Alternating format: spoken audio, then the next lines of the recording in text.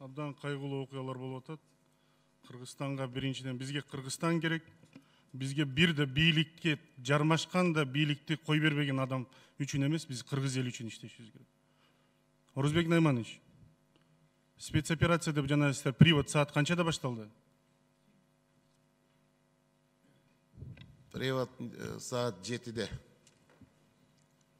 Биз мына видеолорду көрдүк го, бир 7:40-тан 8-ге жакын нерседе башталды го. Это относится в ночное время? Ночного относится с 10 до 6 часов утра. Привод не производится в соответствии с УПК в ночное время.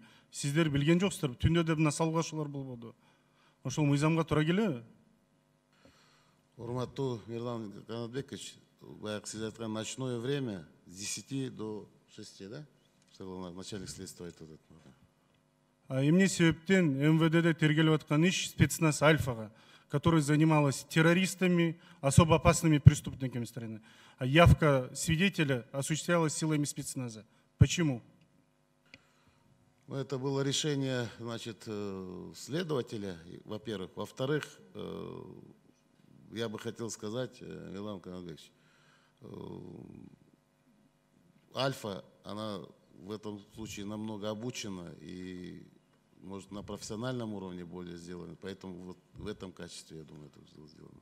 Значит, МВД несостоятельно проводить собственные такие приводы? Нет, я это не говорил. Я говорю то, что про свою Альфу. Вы считаете, что вы должны уйти в отставку после этой операции? Да, я считаю. Вы написали уже рапорт? Я утром на значит, было заседание Совбеза, и я уважаемому Сооронбаю Шариповичу сказал, что я хочу подать в отставку, так как я в действительности, это и моя вина есть, я признаю. Можно было, может, задействовать все 3500 своих бойцов, и тогда, может, такого не было бы. Вы хотели вырезать все село, что ли? Я вырезать не хотел. Я говорю еще раз, Мирлан Канатович, вы задавайте нормальный вопрос. Я нормально задаю, вы тоже под эмоции не идите. Без оружия были бы они.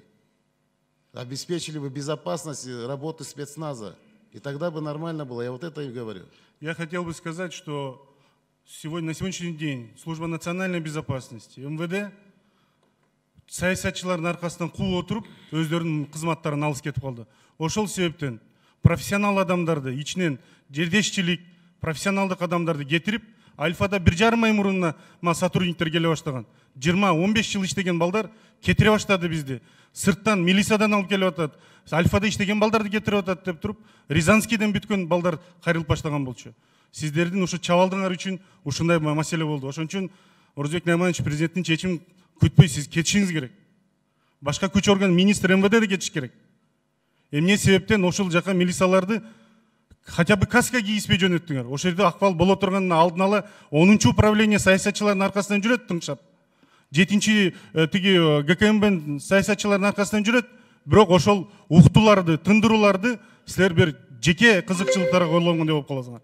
Бул жерде маалыматты билбей, балдарды, элди бири-бири менен кагыштырууга алып бардыңар.